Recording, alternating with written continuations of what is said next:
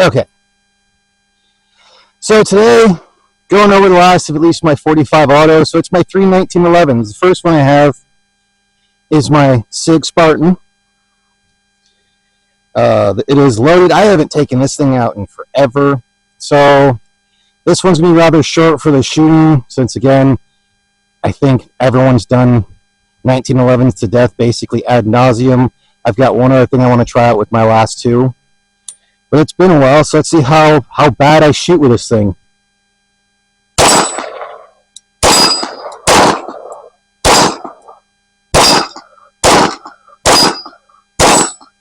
Okay, so that's 2 out of 8. It's not bad. Oh, it was raining last night. I'll be back in a second.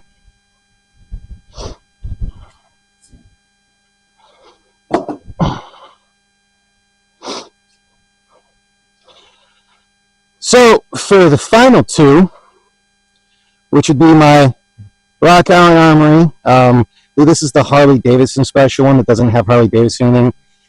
And in my Kimber Desert Warrior that I replaced the grips on just because I like these a bit better, that most would probably laugh at for and be like, oh, it's a Nimber and whatever.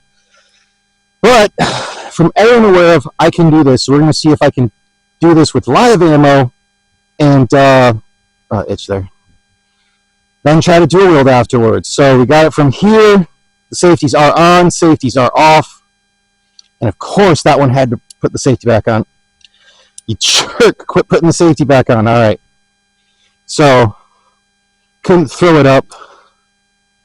But we got a dual press check that I hope is coming through. Ah. This definitely doesn't look cool. I'm going to have to practice it because this one wants to go on so easy. And they each got 7 rounds, so I'm not even going to try for accuracy. I've never actually dual wielded. So, let's do something a little fun. Just okay,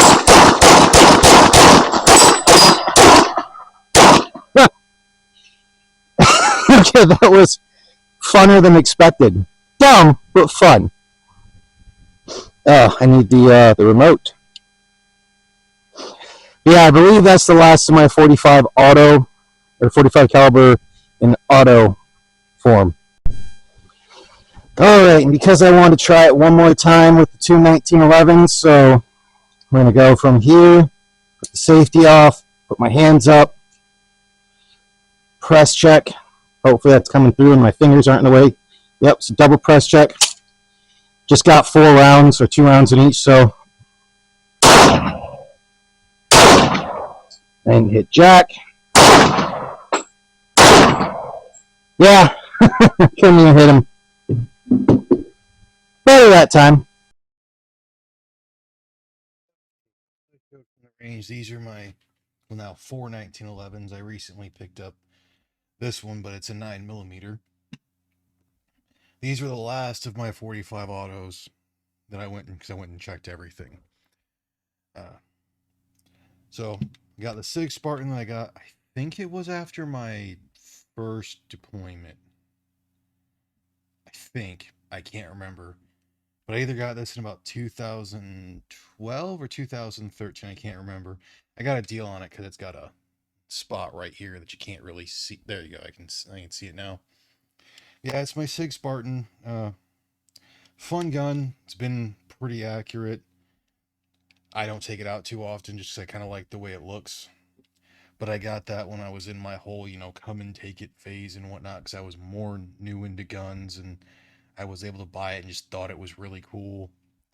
Then eventually I got my Kimber Desert Warrior that I swapped the grips out on.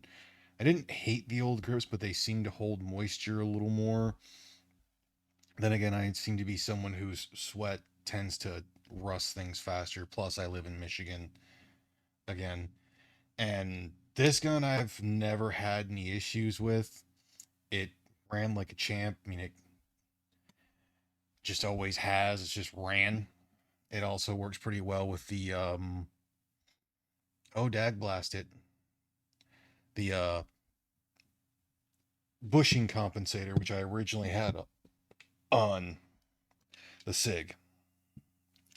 Then finally I got, which I believe is the or I shouldn't say I believe, it's the Rock Island Armory one of theirs.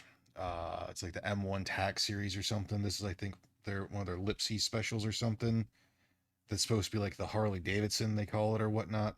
Yeah, this is a M1911 A1FS. That's what it is. And it's not fully broken in, but this is the second 1911 from Rock Island I've had, and it's ran like a champ so far. I mean, it's not fully broken in. It's probably only got close to 200, 250 rounds through it. My original 1911 that was more of a A1 style with the the staked in sights and everything. I oh god, I think I got to close to 1,000 rounds to it, and it ran everything that was ball. It ran freaking steel case, for crying out loud. I did not have a single issue with it, other than it needed to have some, because it had the old style of grip safety. It had some stuff that I should have sanded down and kept it, but I just didn't at the time. So yeah, that's the last of my 45 autos for now, till I eventually buy another one that I may like. Mostly what I'm looking at now is probably looking more into the double stack variety, either striker fired or SADA, because they got that one PX4 Storm with the little bit longer barrel, and uh not the biggest fan of its frame color, but the a flat dark earth, which more looks like a weirder one. But oh god, I'd love to get one of those. I don't know about the FNX 45 Tactical. I've held them, and I don't like the way majority of FN guns feel in the hand. I'm still looking forward to bringing this gun out. This is a Metro Arms American Classic 2. It's in 9mm. I got, believe it's imported by TriStar. I could be completely wrong. Yeah, it's imported by TriStar. It's one of a few guns I think only two guns I have imported by TriStar. The other is a 380 that's a CZ75 compact clone that I'll have to get out someday. But this is probably gonna be more of a project gun that I may replace the mainspring housing with a Magwell, like this one has. But I'll have to look into it. I've been looking into some of the ones that you can put underneath here. I've even found grips that'll have that. So these will probably get replaced since they're wooden grips.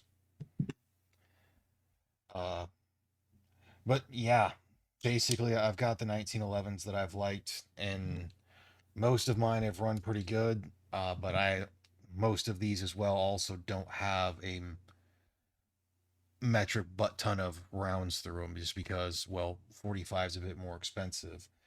This one's going to get a lot because it's 9mm. There's only a few more 1911s I want left, none of which are in 45. I want to get a 10mm eventually, and I know a lot of people don't like it, but I want a 40 Smith & Wesson one just because. And I wouldn't mind getting one of those little bobtail cut EMPs from Springfield Armory. I just think they're cool, and I should have bought one way back when. I still think it's funny. All of my 45s have ambidextrous. Oh no, my SIG does not have ambidextrous safety.